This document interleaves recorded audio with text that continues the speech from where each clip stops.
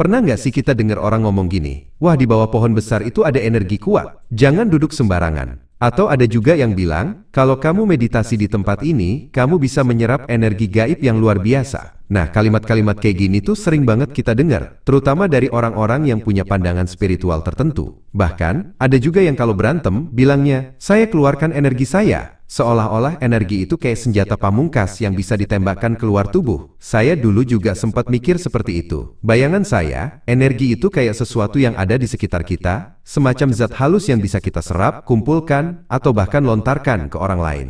Dan jujur aja, pandangan seperti ini bukan hanya ada di kalangan spiritual, tapi juga melekat di masyarakat umum. Padahal, kalau kita balik ke sains, energi itu bukan benda goib, bukan zat halus, bukan semacam sinar mistis yang bisa kita tangkap dengan tangan kosong. Energi, dalam pengertian ilmiah, adalah besaran fisika, ukuran dari kemampuan suatu sistem untuk melakukan kerja.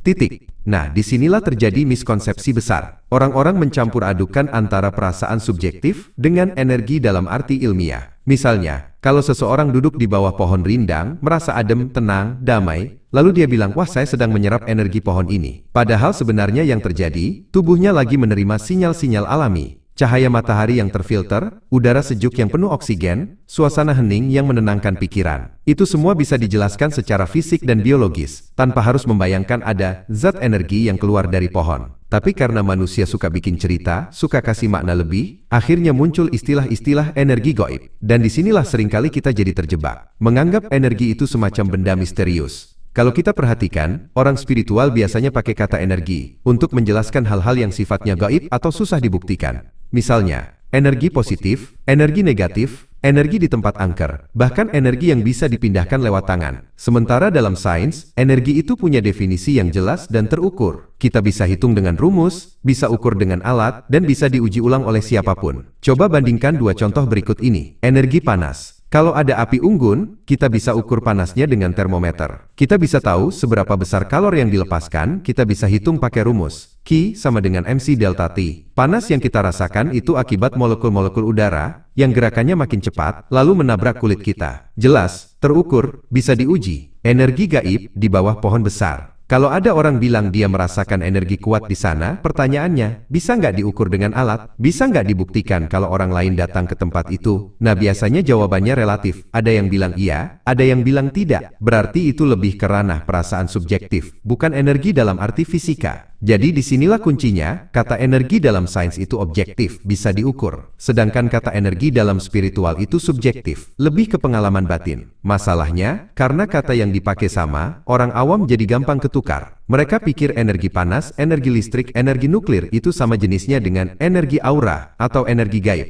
Padahal jelas beda levelnya. Saya bukan bilang pengalaman spiritual itu salah, ya. Kalau seseorang merasa damai di bawah pohon, merasa tentram waktu meditasi, atau merasa dapat kekuatan setelah berdoa, itu nyata buat dirinya. Tapi menyebutnya sebagai energi dalam arti fisika itu keliru, karena energi dalam fisika itu tidak pernah berupa zat gaib. Energi selalu kembali ke satu hal, usaha dan gerak. Biar gampang, coba bayangin gini. Energi fisika itu seperti saldo rekening bank. Kita bisa cek saldo, ada angkanya, jelas bisa dihitung. Kalau saldo berkurang 100.000, kita bisa tunjuk bukti transaksinya. Kalau nambah, kita tahu dari mana masuknya. Semuanya bisa diaudit, bisa dilacak. Sedangkan yang sering disebut energi spiritual itu lebih kayak perasaan bahagia atau sedih. Kita bisa merasa bahagia, tapi bisa nggak kita ukur bahagia itu berapa joule? Bisa nggak kita catat di buku rekening?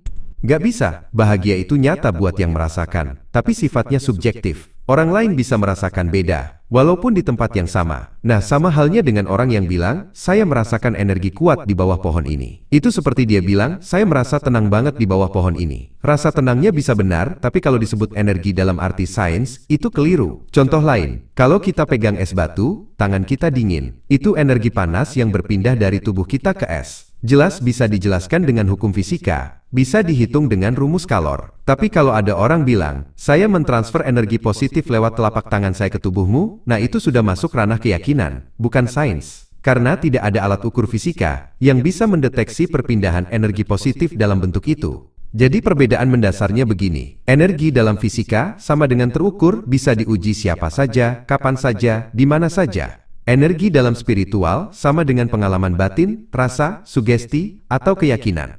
bisa nyata buat seseorang, tapi tidak bisa diukur secara objektif. Sekarang muncul pertanyaan, kenapa sih miskonsepsi ini terus ada, padahal sains udah jelas-jelas mendefinisikan energi? Jawabannya sederhana, bahasa dan budaya. Kata energi dalam bahasa sehari-hari sering dipakai dengan makna yang luas, bahkan longgar. Kita bilang aduh energiku habis hari ini padahal maksudnya bukan energi fisika yang habis tapi kita capek secara mental atau emosional. Kita juga sering bilang orang itu auranya negatif, energinya bikin gak nyaman. Lagi-lagi maksudnya bukan energi joule, tapi perasaan subjektif. Nah, karena kata yang dipakai sama, lama-lama orang mencampur adukan antara energi dalam arti fisika dan energi dalam arti metafora. Dari sinilah lahir kepercayaan bahwa energi itu bisa berupa macam-macam zat gaib. Apalagi budaya kita sangat kaya dengan spiritualitas dan mistik. Dari kecil kita udah sering dengar cerita pohon keramat, tempat angker, batu bertuah, atau jimat yang katanya menyimpan energi. Cerita-cerita ini membuat kata energi makin lekat dengan hal-hal gaib. Masalahnya, kalau kita tidak hati-hati, ini bisa bikin kita salah paham dalam melihat dunia nyata. Kita bisa jadi lebih percaya ada energi gaib di sudut rumah, daripada memahami energi listrik yang bikin lampu nyala. Padahal listrik jelas bisa diukur, bisa dibuktikan, bisa dimanfaatkan. Jadi tugas kita di sini bukan menertawakan orang yang percaya hal-hal mistik, tapi meluruskan penggunaan istilah energi. Kalau bicara sains, energi itu jelas, ada rumusnya, bisa dihitung, bisa diuji ulang. Kalau bicara spiritual, sebaiknya kita pakai istilah lain, rasa damai, sugesti, keyakinan, vibrasi batin, atau apapun yang lebih tepat, supaya tidak tercampur dengan definisi ilmiah. Dengan cara ini, kita tidak perlu memusuhi keyakinan orang. Kita hanya menegaskan bahwa energi fisika dan energi spiritual itu dua hal yang berbeda. Yang satu bisa diukur dengan alat, yang satu hanya bisa dirasakan dalam hati. Jadi kesimpulannya begini teman-teman. Energi dalam sains itu bukan benda gaib, bukan zat halus. Bukan sesuatu yang bisa ditarik dari pohon, atau dipindahkan lewat telapak tangan. Energi adalah besaran fisika, ukuran kemampuan sebuah sistem untuk melakukan kerja. Dan semua bentuk energi, entah itu listrik, panas, cahaya, atau mekanik, ujung-ujungnya selalu berkaitan dengan usaha dan gerak. Sementara istilah energi dalam dunia spiritual, lebih tepat kita pahami sebagai metafora. Itu bukan energi dalam arti fisika, tapi lebih ke bahasa rasa. Perasaan tenteram, sugesti batin, ketenangan, atau bahkan keyakinan. Itu semua boleh saja ada, tapi jangan dicampur adukkan dengan energi dalam ilmu pengetahuan. Bahkan sebenarnya, sains dan spiritual bisa berjalan beriringan kalau kita tahu batasannya. Sains menjelaskan bagaimana alam semesta bekerja lewat hukum yang bisa diuji. Spiritual memberi makna dan rasa di balik pengalaman hidup kita. Kalau kita bisa menempatkan keduanya dengan tepat, kita justru akan lebih kaya. Kita bisa kagum dengan hukum-hukum alam yang luar biasa rapinya, sambil tetap merasakan kedamaian batin saat duduk di bawah pohon rindang atau saat berdoa di tempat sepi. Jadi jangan salah kaprah lagi ya, kalau kita ngomong energi, pahami dulu konteksnya. Kalau ilmiah, berarti jelas terukur. Kalau spiritual, lebih baik kita sebut sebagai rasa atau vibrasi batin. Dengan begitu, kita tidak terjebak dalam miskonsepsi. Dan siapa tahu, dengan pemahaman ini, kita jadi bisa lebih bijak, menikmati ketenangan spiritual tanpa harus meninggalkan kebenaran ilmiah. Karena pada akhirnya, keduanya sama mengajarkan kita untuk menghargai hidup dan alam semesta ini.